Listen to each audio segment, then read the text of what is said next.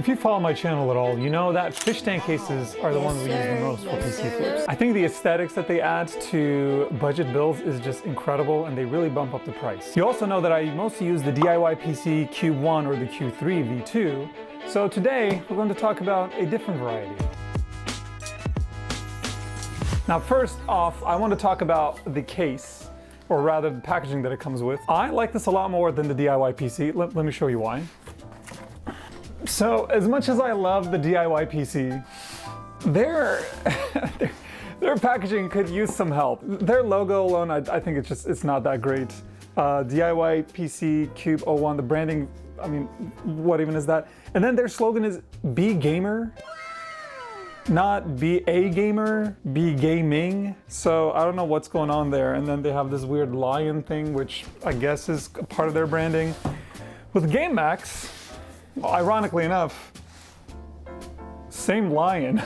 Hold on, is this a conspiracy? But I will say, Infinity Mini Cube, it looks a lot cleaner. It's all minimalistic in the middle. I like it a lot better. None of these weird lines. Anyway, let's unbox this sucker and see what's inside.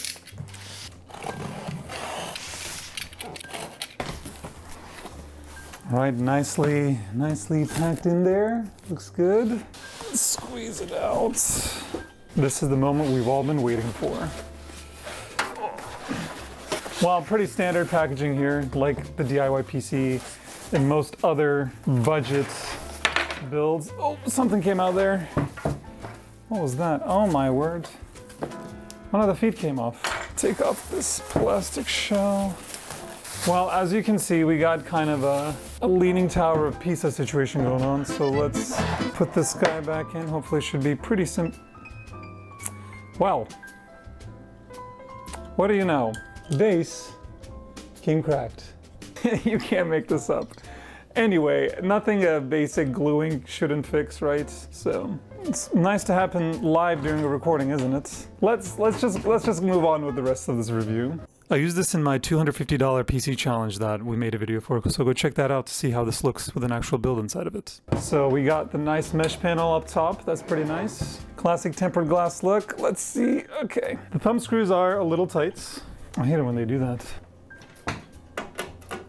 I will say on this, I bought this back during the TikTok deal crazes of the early 2024 or maybe even late 2023 era. So maybe because of the TikTok shipping, something got mixed up and that's why that happened. But anyway, so one of the things that Gamemax does differently than DIYPC is they have a nice big bold lettering of their logo. And so if you're not into showing off this stuff in your flips or your build, if you don't necessarily want it to be branded, that's something to keep track of.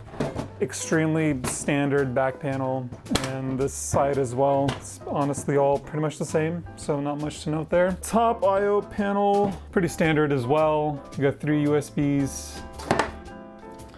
Another thing to note, this panel does not come off as opposed to the DIYPC. So keep that in mind if that's one thing that you want. You can't take this out, so you're not gonna have as easy access to the inside as you would with the DIYPC. Let's go ahead and also too tight, so let's unscrew these. All right, so as you can see, we've got a nice bundle of the usual things it comes with, you know, the basic screws, zip ties, all of that good stuff. So that's pretty standard. I will say, since this is a pretty budget case, it doesn't have everything you need in here. It doesn't have any necessarily extras. So if you're a flipper and you have some extras from previous builds, you're gonna have to utilize those. But if this is like the only case you're ever buying, it doesn't really have everything that you might need. A few zip ties as well in there. And then just your basic connectors. They do have the LED panel, so you can connect because they do have an LED button.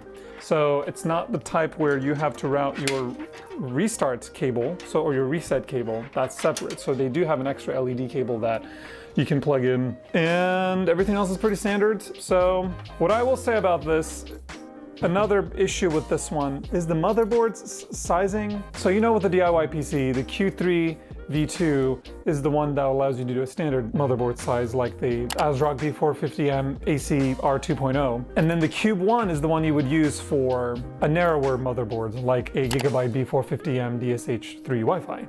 But in this one, even the narrow motherboard like the Gigabyte will stand out. I've built in the black version of this. That stood out. It doesn't come with any fans, which I guess is just as well because the thermal ride fans are the ones that we always use, and those are perfect, so you don't really need anything else on top of that. You can do 1 fan in the front, 2 on the side, 2 on the bottom, and 2 on the top. It's a very, very compact case. It's smaller than the DIYPC Cube 01 even. Build quality, I think it's about the same as the DIYPC. Honestly, it does feel lighter. It's pretty easy to play around with, so you want it to be lighter. That's something to consider. I don't think necessarily this is worth over the DIYPC Cube 1 or the Q3, to be very honest with you. Punch out PCIe cards, slots still the same.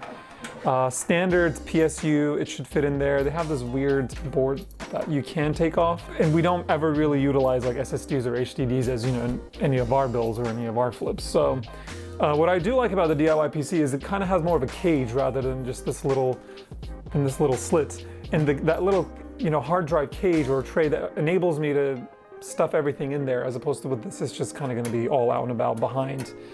It does kind of allow for a little more space in a sense, but it's just also really messy and there's not as much for it to push against, which is something that I really love about the DIYPC. So, but I think just the inability to pop off this front, I think is one of the biggest issues for me. If you can pop this off, let me know. It just, when I try to push it off, it does not give, so I don't feel comfortable with it.